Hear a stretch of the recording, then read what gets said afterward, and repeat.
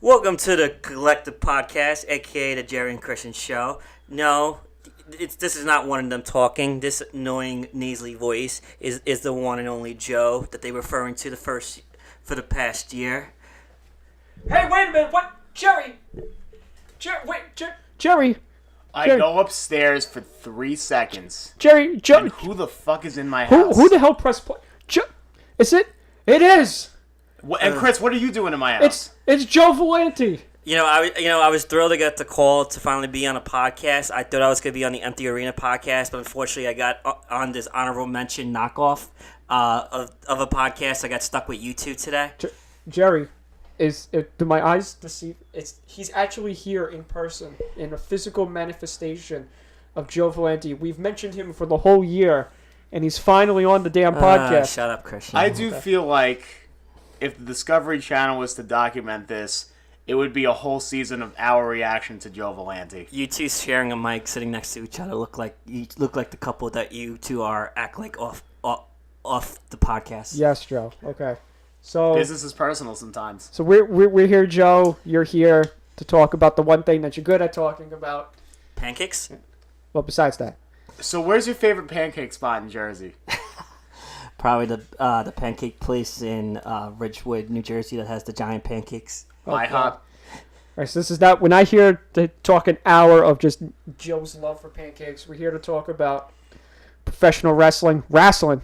We're like 2 weeks late, but we were trying to set this up for the past week. One day Jerry had to work late. Another time I was sick. Well, you weren't sick. You were Wrestlemania sick. Isn't like the sickness that you get when you're in front of 80,000 people and there's bajillion germs running around. Well, I also had a nonstop cough going into WrestleMania, and barely had a voice the whole week. So, yes, and on top of the annoying voice I already have. So, well, yeah, I'm sure everybody has turned off the podcast already for your nasally voice. And we broke the internet. Yeah. Anyway, so finally, guys, it's been a year in the making. We've mentioned Joe on almost every single damn episode. Except Larry Sharp. We've built them up. Yeah, except for Larry Sharp. We've built them up. We've built the mystique. And now he's here, ladies. Joe Villanti. At least on the Empty Arena podcast, they only mentioned me but as Joe V, and I won something. Well, you won something. But you've been on their podcast. It's a work in progress. Anyway. Shout out to those guys. So let's get into our WrestleMania review. Review. We're not going to do just WrestleMania. We're going to do an overall of the weekend. Yeah, that, and then we're going to do the superstar shakeup from this week and where we think it should go. I feel like this is from another show. I feel like I'm in the wrong show. Yeah. I have to jump in my car, go to Brooklyn right now. Yeah. So anyway, so before we talk about this year's WrestleMania, its return to MetLife, we were at WrestleMania 29. We were at 29 for the main event. Was Cena Rock Part 2. Not as good as the first one. No, but Jerry actually paid $180 for a ticket for non-wrestling fans so he would wear a banana costume. What made you want to go that year? I just had to take a slice from the peel and get myself more appeal at the show. And what was the sign that said? You can't eat me? Yep. Jerry dressed up as a banana. And it's funny because about a month ago, I remember like Jimmy added us to one of the groups on Facebook. And one of the guys shared a picture of Jerry. It's like, hey, I was with this guy at WrestleMania 29 with the banana suit, and I wrote to the guy. I was like, oh my god, it's my friend Jerry. Somebody forgot to screenshot and save the photo. Yeah, but we actually, our Jerry made the pre-show for 29. You see him in the background. I'm on there too. Yeah. The back of our friend Albert's head's on there too. He's wearing a green bandana. Yeah. But Jerry made the pre-show as the banana. But as somebody that actually attended, what a day. For what? For this year's? For or this 29's? year. Well, both actually. Well, we're gonna get to Mania in a second. I want to go chronologically in the order of how the events unfolded. So, did you watch TakeOver? Yes, of course. Okay, so what was your takeaway of TakeOver? Yeah. That's why you shouldn't be a stand-up comedian. That's why Jerry did an open mic and bombed twice each time. I like it. It's great as always. You know, it appeals to. People have to stop comparing it. Oh, the main shows have to be like NXT, but NXT is its own beast. It's a link between the indie crowd and the WWE, but it was a great show top to bottom. What was your favorite match?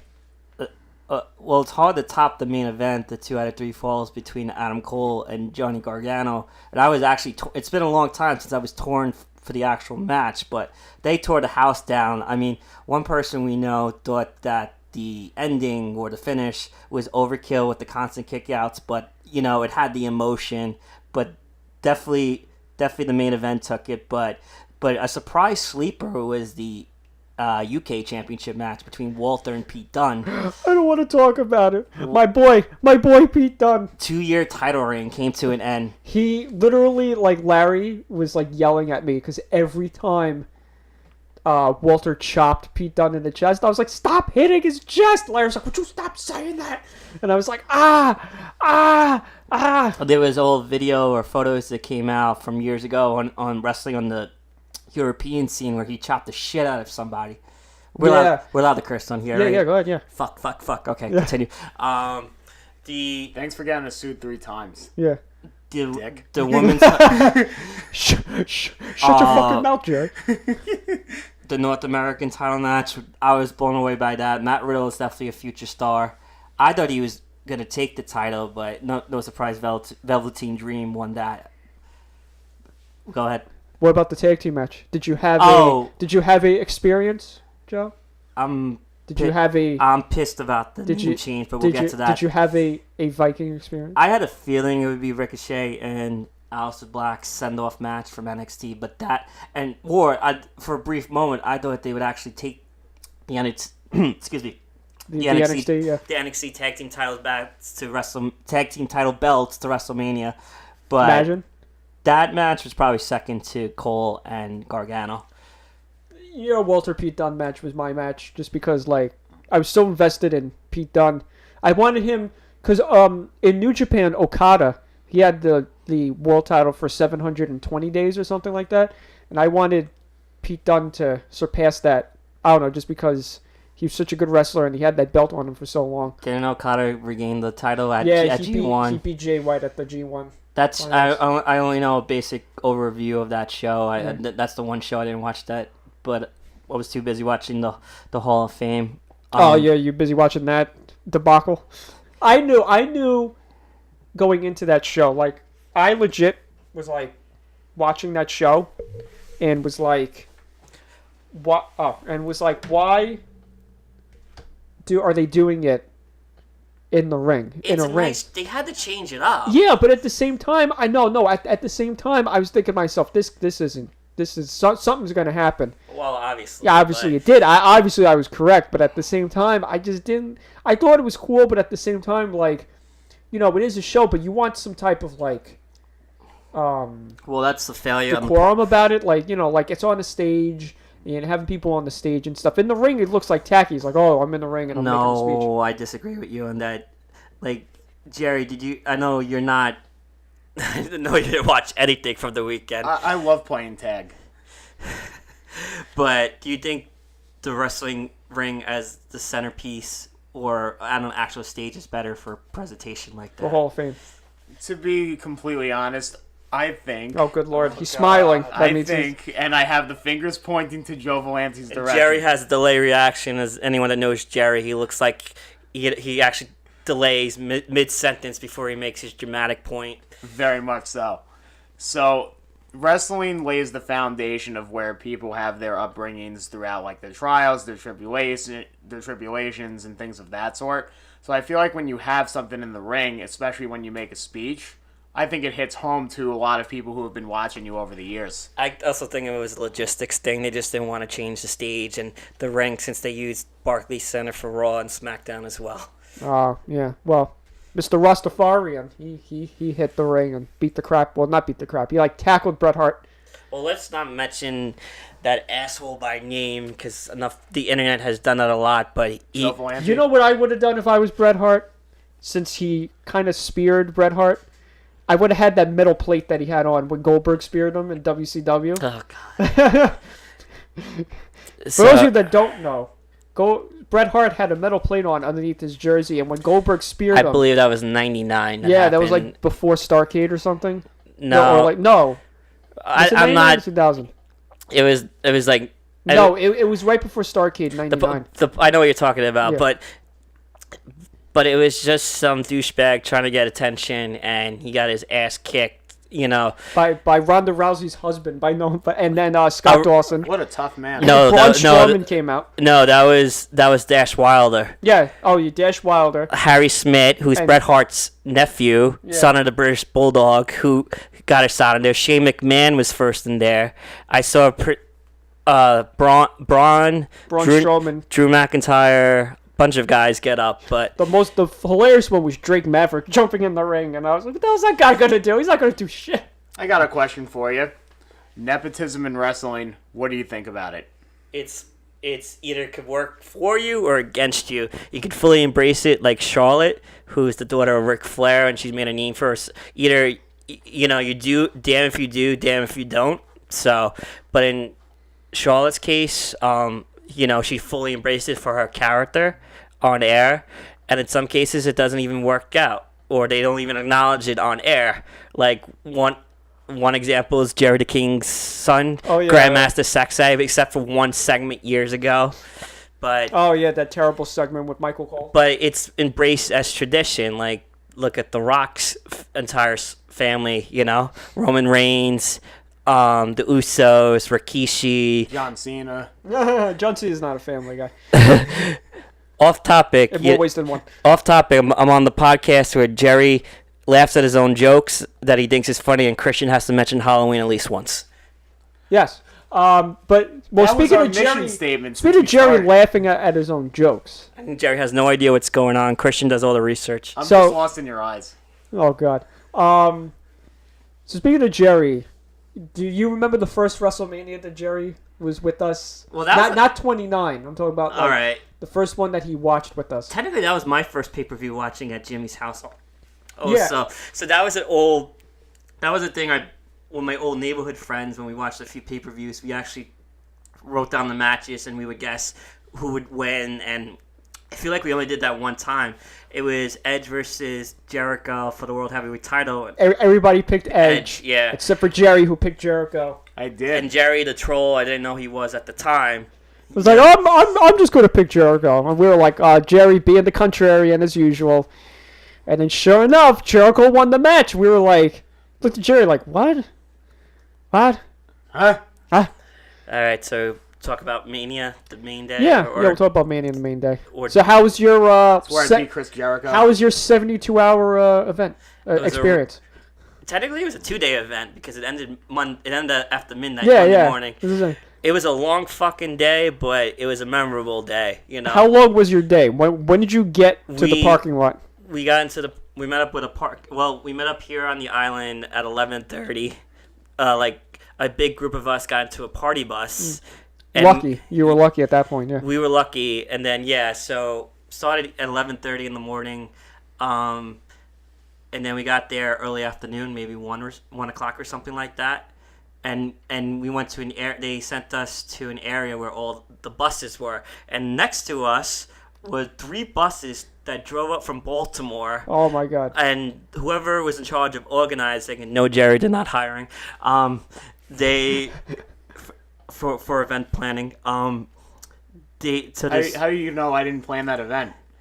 Because you don't do. Imagine Jerry planning WrestleMania. Because everything you do is based in charity, and not always sports related. I love you too. So somehow this group next to us, the organizers, hired Scott Steiner, Big Papa Pump, to make an appearance there.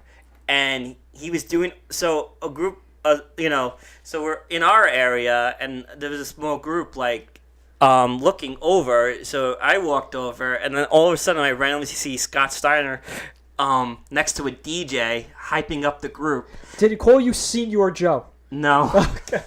Instead of Samoa Joe, Senior Joe. I was just surprised. I was able to walk up to him, shake his hand. He shook your hand. He went, "He's fat."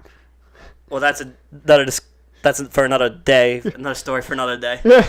And everybody, Did you? I know you were telling me you saw the crazy fans that dressed up every year like cosplay and stuff.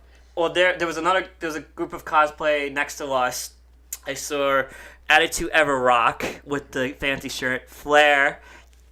I didn't see this, but our friend Alex saw Classic Macho Man. Oh my god! And NWO WCW Macho Man walk past each other and had a stare down.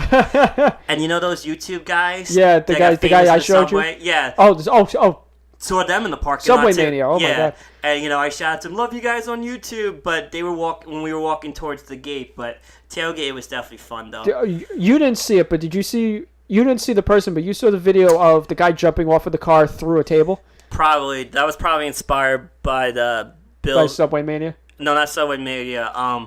The Buffalo Bill fans, crazy motherfuckers, when they tailgate, they basically do wrestling moves, jump off the top of their trucks and cars and go through tables too. There was a guy, Jerry, went on top of his Jeep, jumped off of a guy, and it's like those white tables. Yeah. They jumped there and they splashed, or he leg dropped a guy through a table on the concrete. Definitely real. Yeah, it's still real to me, damn it. It's real to me, damn it. That's why Christian didn't wear headphones. Yeah. Anyway. Yeah. Anyway. Bitch.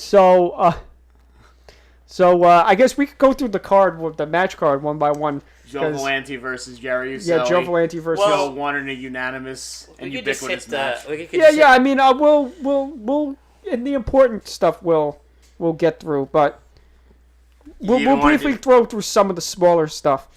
When did you get in there? Did you get in there before the pre-show? Or? Yeah, we saw everything, including the pre-show. Yeah. So what?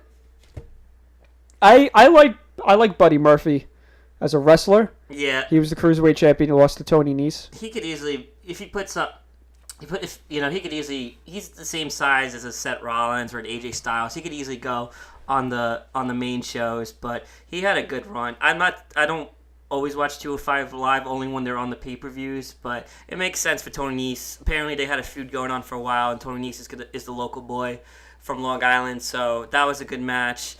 Of course, they had to have their big celebrity angle, which felt so awkward in the build-up leading to it, and of course, thank God Braun Strowman won, and we're almost up to that, yeah.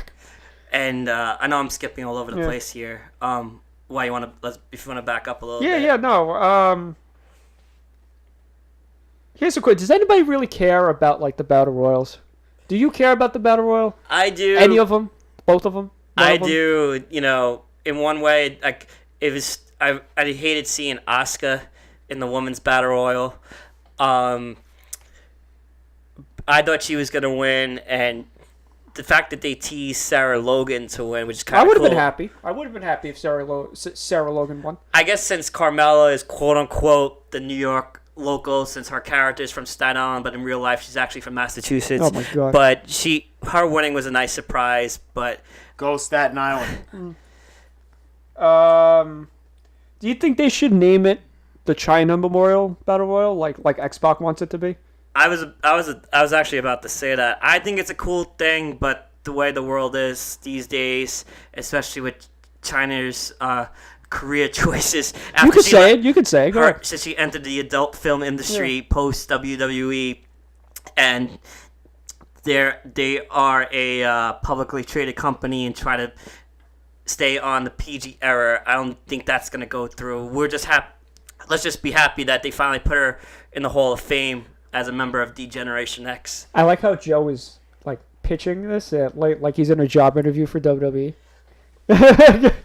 Well, side note, Jerry might have an interview in 15 minutes. He's the only friend I ever know that we're on vacation in Las Vegas, and we're getting ready to leave our hotel for a couple hours to go to the Grand Canyon, and he's like, "Sorry guys, I have an interview in 15 minutes." Do you know what job that was for?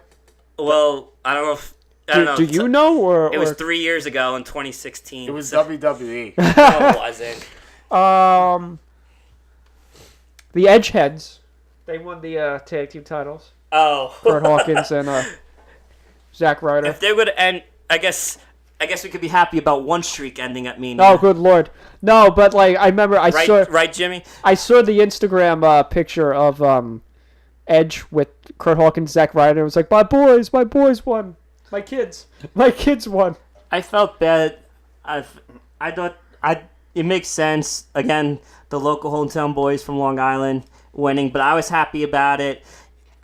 The Revival, I don't know what the hell they're doing. They deserve so much better, but I watched that match back. It was pretty good. So the Andre the Giant Memorial Battle Royal actually won by a giant, which is Braun Strowman. They had a couple cool moments. I did not expect or didn't know Luke Harper was back, and he had a stare down. Yeah, he just asked for his release.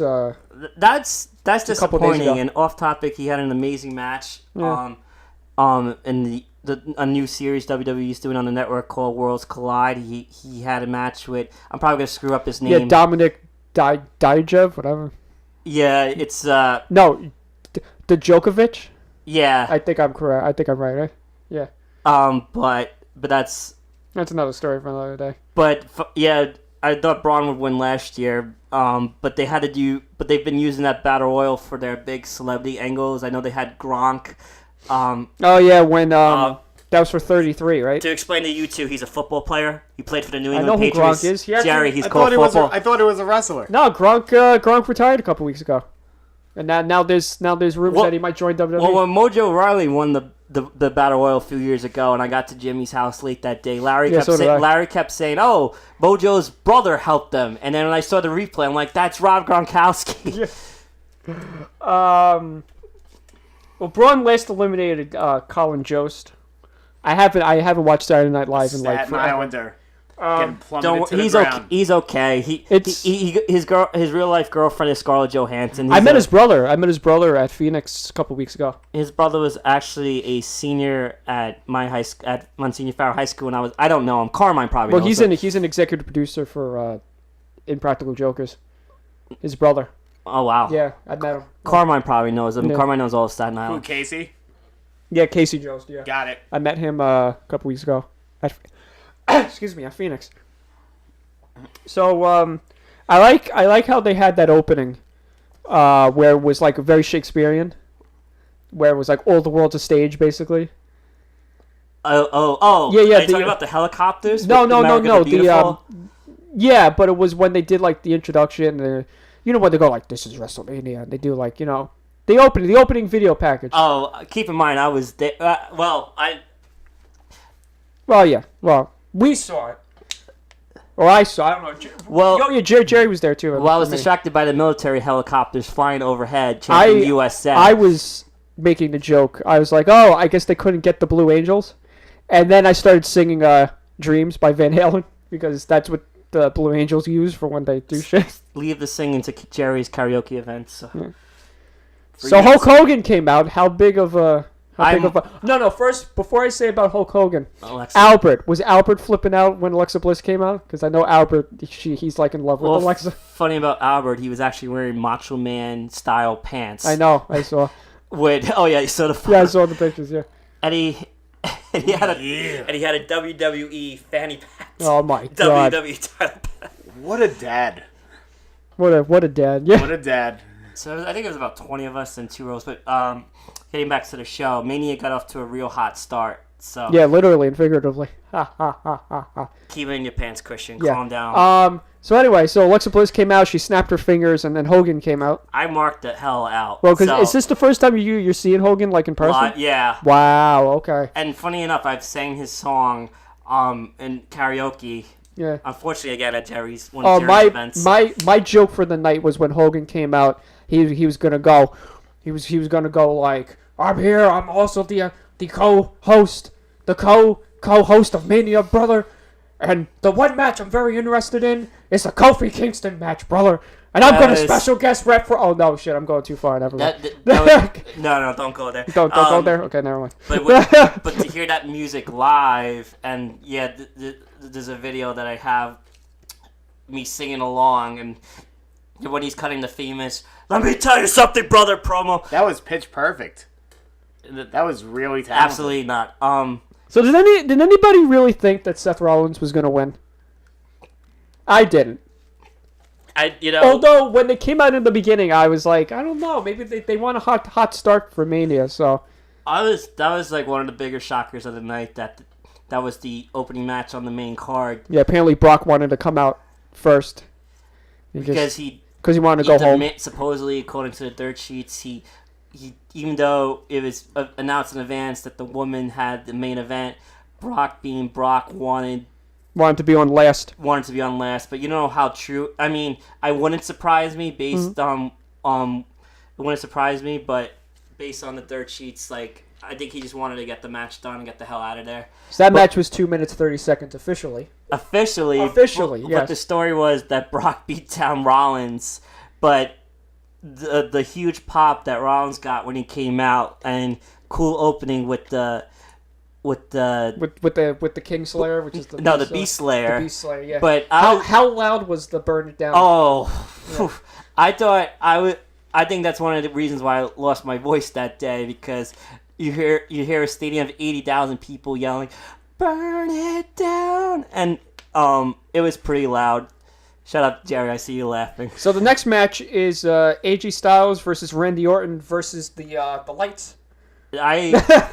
Versus the Lights, and I think the Light won, right? I've never seen in my life before a whole side of a football stadium yell, "Turn the light off!" And there was different variations. How did it translate when on air? We were all confused. Me and Jimmy were like, "What are they chanting?" Like, we had no clue what the hell they were chanting. You want to know something?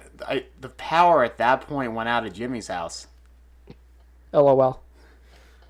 Larry heard "turn the lights off," so Larry decided to turn the lights off. And then, at that point, when we were chanting "turn the lights off," Giuseppe's phone accidentally connected to his television. So we lost the feed to Mania for like 2 minutes, and Giuseppe's trying to turn his phone off. We're just like, shit, gotta get back on. Well, a little off topic. Yeah. What did you think of this set? Like, I liked it. I mean, you want to know why? Because you can. It's one of those things where it's like form fitting. So like, it's a big screen, so you can like form it to anything you want. Well, a couple of people I was with thought it was just plain. And then when we went the year in 2013, we had the Statue of Liberty. We had the Brooklyn Bridge. Yeah. Did we have the Trade Center in the back or the Freedom Tower? I don't remember, right? My favorite New York City set was probably 20. Oh, yeah. Yeah, that one was good. And then when Kane came out and the whole city was on fire. And I didn't know you guys at the time. Yeah, I know. This was like a year before. Do you remember the giant lemon that was part of the... The giant lemon? That was part of the WrestleMania 29 set. Giant lemon? Yeah. Jerry? No, you gotta go. Oh, no, Jerry was the banana. Chris Christie was the lemon. Oh, yeah, that's right. That giant No. I called him a buoy. That's what it was. I said, he's a buoy. No, he looked like anyway, going on. A life preserver, anyway. So, AJ Styles won. Did you even get the match? Yes, I saw the match. I was more off to the side. It wasn't exactly on that side of the stadium that blended, but sometimes for a huge production, how do you do that for the fans in attendance? I don't know. It's WWE. Like, it definitely overshadowed the match, but it was a good match. So we got the Usos versus Aleister Black and Ricochet versus Rusev Day and Shinsuke Nakamura. Well, versus the Burr. The Bar. The Burr, yeah. The Burr. Well, Danny, our friend Danny had to get up. Danny had to get up during that because he had to go wrestle because he's Cesaro too. So the Usos won. No surprise there. So it's funny. I'll give you a little something funny. So you've played Mortal Kombat, right? Yeah, once in a while. So you know Raiden, right? Raiden? Yeah. Okay, so every time somebody jumped off of the top rope outside the ring, Larry was doing the Raiden noises. So let's just say like Ricochet did that backflip. He was like, "Give him my ball. Where's the car?" Well, big thing for me at this Mania was the entrances. So it's kind of cool to see Ricochet, Aleister Black because I didn't get a chance to go to NXT Takeover, but we tortured Jimmy when Ricochet came out. Not when Aleister Black came out because we did the birdcage, Fosse thing, and Jimmy hates that. Did Larry do the little dance with me and Larry did. Very graceful with his feet. And, Nakamura, even though he's supposed to be a heel, we were still singing along to Nutcracker Moore. That was That was a was really last good year. match. So Yeah, that was the Rogue Mania. that was the spot match, but very solid. So All right, so the best in the world, Shane McMahon versus The Miz. well, I sent you that picture. Well, were you anywhere near No. where they did the suplex? It was at the end. It was that was the other side of the stadium. I saw it, but when you're in sometimes your eyes get glued to the giant screen. Mm-hmm. But I did see Shane go over. But I hate endings like that, like when they knock out each other, Yeah. and the heel lands on top of I the figured when they did that, I was like, "Oh, Shane's winning." I saw in the middle of the ring. I'm like, "What the hell is Joe Villanti doing in the middle of the ring?" right? When Mrs. Dad came out. I don't know why I'm surprised Shane. That was one of the surprises of the night. Shane winning. Yeah, but you jumped in the ring and won. I do not. Are you saying I look like Mrs. Dad? You fight like him. I can knock you out like Shane did to him. Oh my goodness. Like Shane did to Mr. Miz. I think I have to get my dad to fight Mrs. Dad now. All right.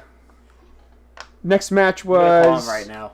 Beth Phoenix and Natalia versus the face puncher and why is she still here versus I don't get what I want so I lay on the floor and bitch versus the Iconics. Okay, the Sasha Bailey thing. I mean, there's probably an element of truth to that, but until the full story comes out. But I thought Sasha and Bailey were retaining to build up the belts, but the Iconics winning were. I picked the Iconics to win. Iconic. Yeah, but them winning the match was probably the biggest surprise of the night. Oh yeah. I wanted to yell, "Marry me, Peyton," as in Peyton Royce, but I think Todd Peyton Dills- Manning. Peyton Royce, Peyton Manning. aka fiance to Todd Dillinger. The perfect 10. Well, he got the perfect 10. I could tell you that. But that was a shocker of the night. So Then we have Kofi Kingston versus I hope he's not injured too bad. Daniel Bryan. Best match of the night. How bad was or how good? Well, how when I mean how bad is in like how crazy was the audience going? That was the match that the audience was most into. We were heavily into it, and when you lose, when you forget for a moment it's a scripted show, and all the outcomes are decided. That's when the emotion, because that was the hottest angle going into the show was Kofi Mania. You hear the various chants, Kofi Mania, New Day rocks, but when that was the match of the night easily. So here's my question to you, Joe. Yes, is I like Kofi? pancakes. No, is Kofi the first Black WWE champion? WWE champion? Are we just talking the WWE title? Yes. Okay. Not World Heavyweight, not Universal, Because not WCW, okay, WWE. he's the first African-born Yeah. WWE champion from Ghana, but The Rock is half African American. Yeah, but he's not full. True, but the thing, I hate these kind of conversations. Just be happy for the man himself yeah. for 11 years, but the fact he's the first African-born champion who deserved it a long time ago, and like CM Punk said in an interview that he's happy it finally happened, but it should have happened a long time ago. I mean, the push for Kofi, I don't mean to go on a rant Yeah, go here. ahead. Like you talking about Halloween. But yeah, Kofi's push should have happened 10 years ago. That talk about something that came out of nowhere. I mean, part of me wanted him to win a Fastlane inside. No, not Fastlane. Excuse me, Elimination Chamber. When he had that incredible Gauntlet match, the first one on SmackDown. I was like, huh. It's like, that's interesting. All because of Mustafa Ali got hurt. Excuse me, just Ali, because they like to drop parts of Oh names. my god. But that was the best night of the match. But you want to know the one downside of the match? What? Crowd fatigue. Oh yeah. Because the Roman. Well, we're not up to that yet. Oh, there was a match. You have a before match that. in between, yeah. That shows you how long of a day it was. Samoa So we're Joe. at 7 o'clock at night Samoa right now. Joe or as Scott Steiner calls him, Senior Joe, Well, a.k.a. he's fat. at this point, well, I really wanted to see the entrance. Like, Rey Mysterio had a cool outfit. The big comic book he was... Rey Mysterio came out as Mysterio. I thought he was dressed. I thought it was a character from Aquaman. No, he's dressed up as... The actual Spider-Man. As actual Mysterio, yeah. I don't know. He looked like one of the characters from Aquaman. He was Mysterio. But, of course, I wanted to see just Samoa Joe come out. Yeah, and he beat him in 1 minute. Well, before I get there, people in my group, and of course, are turning around doing the Joe chant. Joe. But at this point, I really had to pee. Oh, so God. So you were telling me I really had to go to the bathroom, and I think, I'll just catch the rest of the match. And then when I'm waiting online for the restroom, all of a sudden Samoa Joe's music hit. So I don't know so Ray was probably still hurt, or it was either a combination of Ray was hurt and to show Joe's dominance. That kind of flashes back to WrestleMania 28. Oh yeah, with Daniel Bryan and Sheamus. Our friend Lou was running late. Oh yeah, and he wanted someone. No, he had to pick up. There was Lou. No, Lou had to pick up. I think Jasmine. No, Lou took the train. No, didn't he have to pick somebody? No. Was I there for this? No. You were there for this. I remember everything. I remember this. Lou went with Jimmy to pick up Jasmine at the train. No. Or at the bus. No, at the bus. No, or you. I picked up Lou. You went to pick up Lou, and Jimmy went with you. I picked up Lou at the train station. Yeah. And then and then I called you up, and you're like, Joe, you missed the world title match, and you were like, get the fuck out of here. I thought you clowns... Yeah, I thought you clowns were messing with me, and then I'm like, no, that was the famous... But that propelled Daniel Bryan. Oh, yeah, that's a whole other thing. And that led to many Jimmy rants, but... So now it's Roman Reigns versus Drew McIntyre. I mean, it was cool. It was cool to see Roman Reigns back on his feet. His first singles match since the leukemia. Yeah, I have to go on a rant in a second, but go ahead.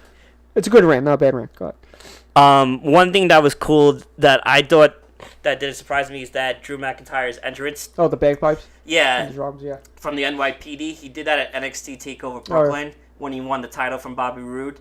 So I had a feeling he was going to repeat that since they were back in New York. But the match felt kind of underwhelming and... Well, I mean, look at it like this. Like, I'm getting very annoyed at people online. They're saying that Roman Reigns' leukemia was a hoax. The storyline. But let's just think about this logically for 1 minute, Joe. And you can chime in on this. Well, Roman explained this in his special. Well, you could chime in on this too, Joe, but it's... And I want you to chime on this, Jerry, because you do a lot of PR as well. So, Roman Reigns had leukemia. When he came back, people were starting to question it.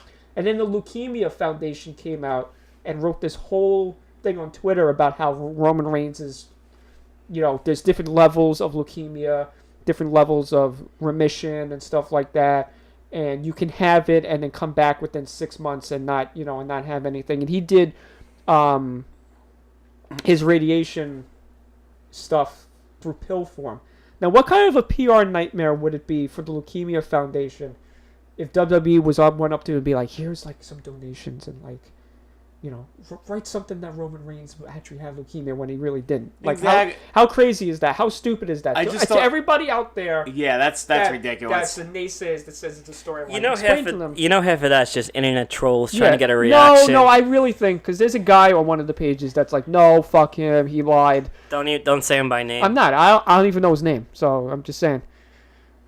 Jay, what are we doing? No, your leukemia thing you were going to say. Oh no, I mean that was pretty much what I was going to imply. That's ridiculous. What especially with all the charity stuff that WWE does. Yeah. Why would they even consider to even go to a charity and be like, oh yeah, we'll pay you off just to get a storyline going? And the type of treatment that he did, he explained the side effects. They caught the cancer. Yeah, they caught it early. Very early. So. But the thing is with him, what he said with his. The testing that he did and the treatment that he did is he now has arthritis. You could tell that he has arthritis with the way that he's moving in the ring. He's a lot more stiffer. And I don't mean he's connecting with his punches. I mean he looks like he's stiff. He's moving around slower and stuff. And I think that's affected the, rounding it around to the match. That looks like he affected the match too. How stiffer would you say he is? Oh, God, Joe, no. No, Joe. I have a bad habit of saying that's what she said, especially at bad moments. But But more on that later. But he Who said that? okay. But he hold on. But he plus he looks smaller. He looks smaller. Well, the guy's just coming back. Yeah, I within know. The past couple months, that's what everybody's saying. Like, oh, and people are like, oh, he went away to do a movie. You could still be in remission, go have your treatment, still be in a movie. You don't even know how big the part is.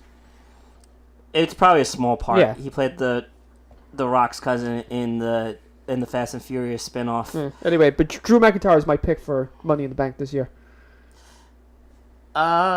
I could see it. Either him or Elias or... Oh, God. Imagine it. Yeah, you saw that meme. No, The they Elias might meme? hold off Drew for SummerSlam. So now we got Triple H, which I'm disappointed. He's like 3 years too late.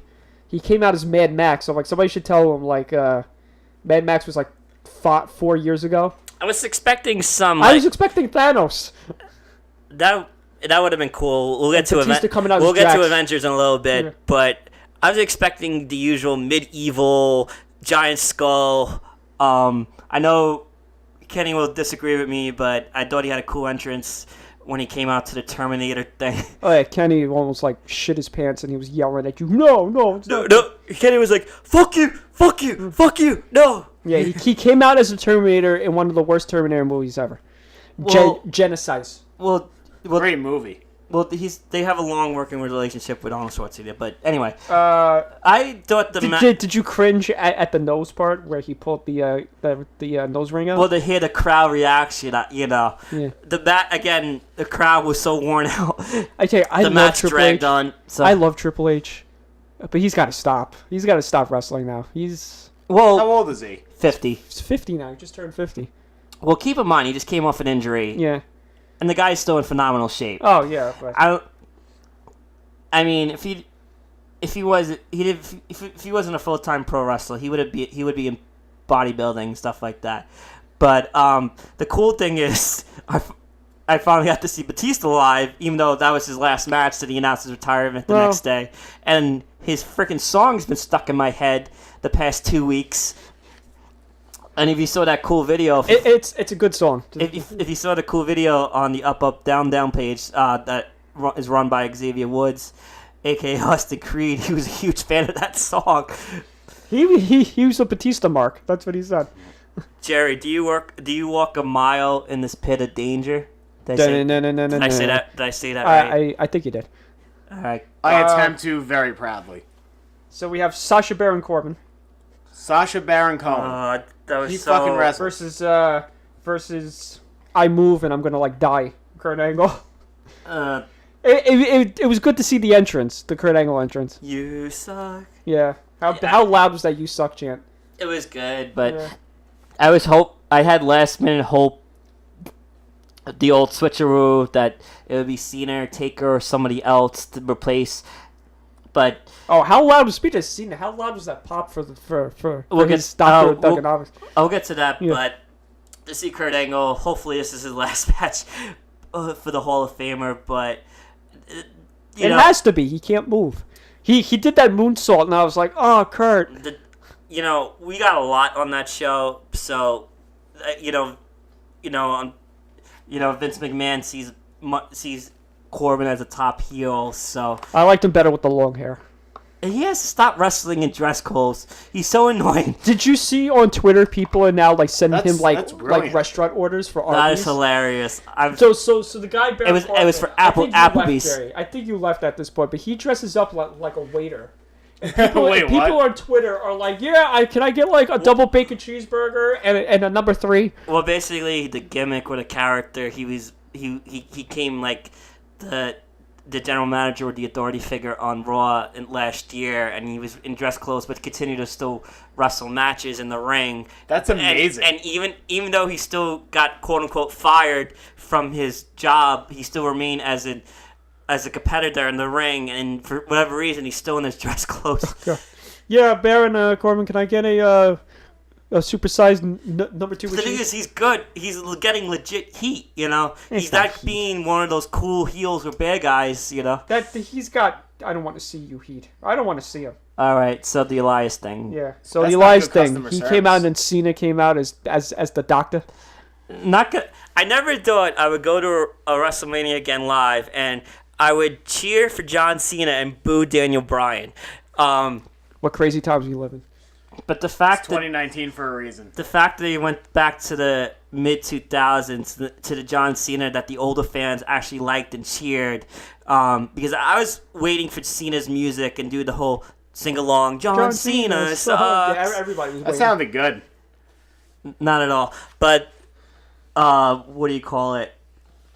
With Cena, they knew that was perfect, and considering you had fans all over the world and the New York market is quote unquote the smart crowd with the smart marks. They knew, Cena didn't have to work a match, and that was great that that one of the performers were actually one of their own guys for once, because Elias plays guitar and sings. But that Cena, after the Kofi title win, Cena going old school, being a Dr. Dugonomics, and great lines on Elias. That was a cool moment. Again, He turned heel, man. He turned heel.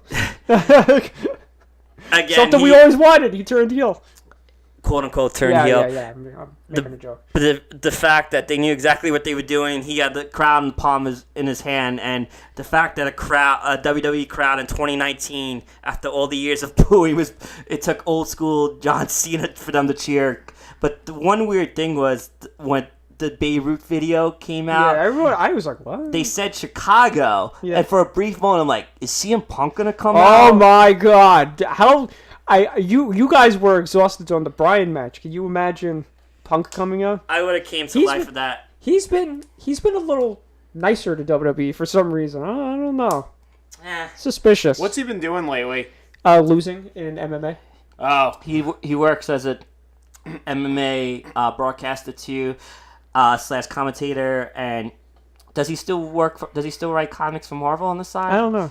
I'm not sure. I know for a brief time he was writing Drax comics and Thor, right? Thor, Yeah. yeah, because he's a huge comic book fan. Speaking of demons and stuff, we had the demon or Daemon. I call him Daemon. The Daemon. the demon. The match Finn had- Balor versus Bobby Lashley. I'm happy that I finally got to see Finn Balor wrestle live, because I was actually at the Raw after the SummerSlam that he won the Universal title. But got hurt, and then I was at the Raw where he had to give up the title, and but to see him come out in full demon gear and that entrance, the match was it is what it is. But the cool moment is Balor, a man of his size, powerbomb Bobby Lashley, yeah. That was, I guess that ties into the power of the demon. So, And now we got the main event. what did So now you got to see all these bands now, and now you saw Joan Jett live. Like Jealous? the most random person you could see live for you, Joe, to see live. That was random. well, Although not as random as when we went to 29 and we saw P Diddy. well, he was doing the WrestleMania theme song, coming home, but you forget about the other performer from that night at WrestleMania 29, Who was the other performer? who played CM Punk to the ring. Oh yeah, Living Color. Yeah, I was happy with Oh, that. from when I went, yeah. Yeah. Of course you remember that part. Yeah, of course I You do. dumbass banana. So I liked the match for what it was. I think it felt really flat. If you had to look at me and say which triple threat women's match at Mania you liked better, the one from 32 when it was The one Sasha, one when it was Sasha, Charlotte, and WrestleMania play button. yeah, WrestleMania play button. No, WrestleMania play button was Dallas. It was it Dallas. was 31. This was WrestleMania Bullhorns. WrestleMania 32, the one when it was Charlotte, Becky, and Sasha. Okay, that was probably a better match, but this Yeah. match had so much emotion. Oh yeah, this had a lot of heat to it. You had months and months of build-up since technically you can link it to SummerSlam last year, and the week leading up to Survivor Series. Yeah. Because if Becky didn't get hurt, with if that now famous image, If the face puncher didn't punch her out. that Nia Jax punch, like, let's say the punch didn't happen, Becky would still have a cool moment. I hate to say it, but Becky and Ronda would have had their 1-on-1 match at Survivor Series. Ronda probably would have won, and they probably would have moved on, and then it would have been Charlotte and Ronda 1-on-1. But nobody wants to see that. the match, I liked the match.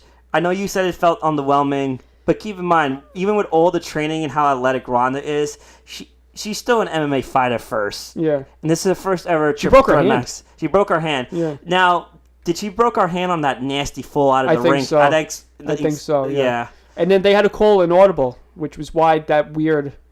No, I think that was the planned finish. Yeah, I think Ronda screwed up on Ronda, and the referee screwed up. Well, the referee got fined. I know that for getting. That's a shame, but Ronda and the ref screwed up. But the point is, the right woman won, the right person won. Becky looking like an X-Men. Yeah, she looked like Jean Grey. Yeah. Charlotte paying tribute to her dad with the helicopter entrance. No, Starcade 83. I think it was Great American Bash. Was it, or Starcade 83? One of them. But he's done it multiple times, so we both might be correct. I don't know. Did you catch on screen like how shell-shocked Joan Jett looked at all the booing? Yeah. For Ronda. Yeah. Because she's supposed to be playing this woman rebel, this woman that changed the world, but Ronda's getting booed at. Well, Ronda doesn't care about her bad reputation. Christian with the dad jokes. Now it's time to segue in. She doesn't. Oh no. Not me. Oh no. But oh, no. The crowd, despite 10,000 hours into the show, we were still cheering for Becky and singing along to her theme song. Yeah. Now you didn't experience the after effect, did you? With all the traffic issues. Thank God for that party bus. Yeah. I heard about it the next day with the. Are you talking about the New Jersey Transit? New Jersey Transit. Now, I think the news report. I heard another horror story, but I'll let you. Well, I think the news reported it incorrectly. Supposedly, WWE told MetLife Stadium and New Jersey Transit that the event was going to be over at 10:30, and I'm thinking to myself, that's definitely wrong. They probably said 11:30. But yeah, the horror story with the New Jersey Transit waiting in line for the buses and the train and people not getting home till after 3 in the morning. I heard somebody got into an 3 Uber. in the morning? So this is all on Twitter. I heard somebody got in an Uber, and the Uber was speeding, was stopping in the middle of the highway, didn't know where he was going, and she like alerted the authorities, and like the police pulled the car over, and like Uber refunded her and stuff. That I didn't hear. Yeah, so. I heard that too. So to wrap it up, Joe, what's your predictions for from now until SummerSlam? Like, who's going to be Mr. Money in the Bank? Who's going to be our next 2 champions? Can I answer first? Yeah. John Cena for everything. Oh God. Okay. I thought he would say Jimmy King. No. So who's going to be Universal Champion? I'm hoping let them run with the belts after SummerSlam. Probably McIntyre. I feel like, but McIntyre doesn't need the briefcase. But I wouldn't be surprised if he wins it. Let someone the briefcase is definitely getting cashed in successfully because the last 2 years, if you picked up on it, it hasn't. Think about it. Who was last year's Money in the Bank? Braun Strowman, Mr. Yeah, Monster in the Bank. Right, yeah. And then the year before was Baron Corbin. That's right. Okay. Yeah, he lost it on SmackDown. Oh yeah, that's right. Okay. John Cena cost him. So. Yeah, who's going to be WWE champion after Kofi? Say his name. Say it. Say it. Roman Reigns. Because they're going into the fall with the big new TV deal with Fox, moving to Friday night. They need the big stars, but I think they might keep Roman away from the title for now, but they're probably gonna come back to that. So, any AEW fans? I'm not just like was there any chance? Was there any like? Well, I saw Elite jackets. I didn't see any AEW. I don't recall any. So. Okay. This is like a congressional hearing. Was there any of this? I don't recall. Is there any collusion between WWE and UFC? So anyway, moving on. Moving on to what? Pancakes. No. Okay. Waffles are better. So our time is almost up, Joe. time's almost up. Yeah. Do you Anything need else to you wanna mention say? Halloween at all? No. How much you love the movie? No. You know you love the movie. No. You have to. You sure? Joe, why are you here? So Joe, you've overstayed your welcome. to throw in something that I've worked on. So I didn't say you could plug anything. No, go ahead, plug. this is my show, my time. So friends of ours from the mastermind of Vinny Marola. We're putting together skits. We only have one that we met up and got recorded about a fantasy football draft. If you haven't seen the video, we're called The Worst. Kenny shows up in armor because he hears fantasy. So it's me, Vinny Marola, Kenny Heffron, Danielle, aka D Serps, Mike Spade. John Gregorio. Mm-hmm. So one thing that's good about it is that you guys are not involved. So exactly. Yeah. That's really good. But it's we have a lot of ideas that in the coming weeks and months to hopefully meet up and get recorded. But it's just finding the right time. But we're called The Worst on YouTube. Link is on my Instagram. As we conclude, And you could find Joe at every local IHOP. one final question. So, Joe, as an executive producer for the majority of our projects, Oh, good Lord.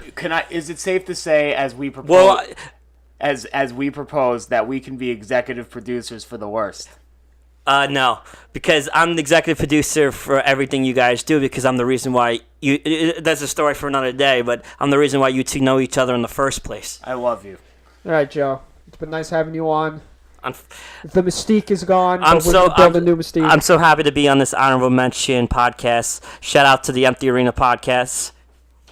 I just got stuck with you guys for today. All right, Joe, get out.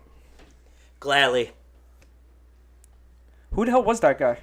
Some guy that was just talking about pancakes and whatever conundrum shit he was saying about wrestling. I was just so lost in the conversation. I know, you pour syrup on stuff, but sweaty. I'm still here, assholes. Go home, Joe.